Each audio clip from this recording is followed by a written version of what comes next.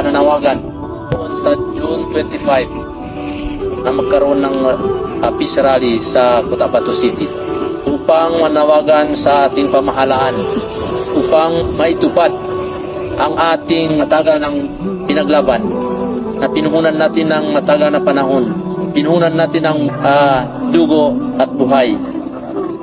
Sana ma-implement po yung kung anong nakasaad sa Comprehensive Agreement on Bangsamoro. Yan po ang tulay o daan kung paano magkaroon ng kalayaan at tunay na kapayapaan dito sa Bangsamoro. Sana po magkaisa tayo, particularly dito sa lalawigan ng Basilan bilang membro ng Moro Islamic Liberation Front. Gamitin natin ang ating lakas, ang ating tapang noong panahon na sa armed struggle tayo. Mas palakasin natin, mas pahigtingin natin, mas ubusin natin ang ating tapang dito sa political struggle. Dahil alam natin, ito ang malaking challenge para sa atin. Kung tayo ay magtagumpay, tagumpay ng Base 114, tagumpay ng ating Amirul Mujahideen ng Central Committee ng Moro Islamic Liberation Front, yun po ay tagumpay ng Bangsamoro. Kung tayo po magkaisa, walang imposible, makamit natin ang tunay na kapayapaan, yung tagal na nating inaasam-asam, at yun ang ating tunay na minimithi. Kung tayo po ay nagkawatak-watak during political struggle, kung tayo ay nabigo dito, sayang po ang ating pinagpaguran noong nakaraan mahigit 5 dekada, noong pinagpaguran ng ating mga magulang.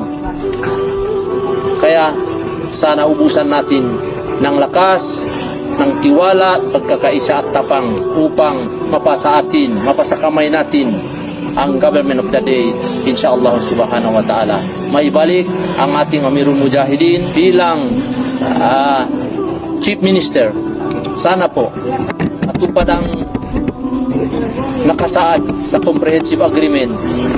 Mananawagan po kami sa pamahalaan ng Pilipinas.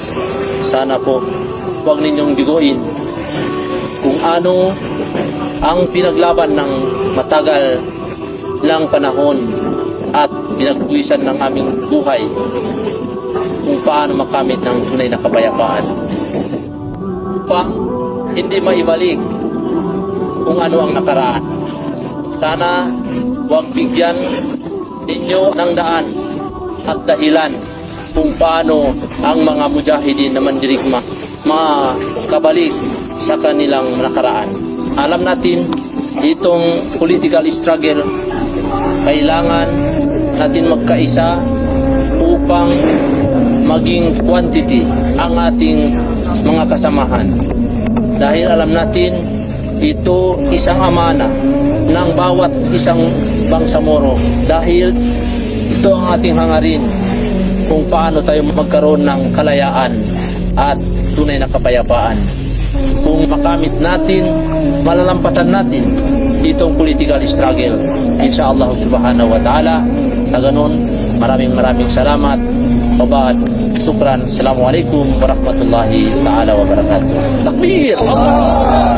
Takbir! Allah! Takbir! Allah!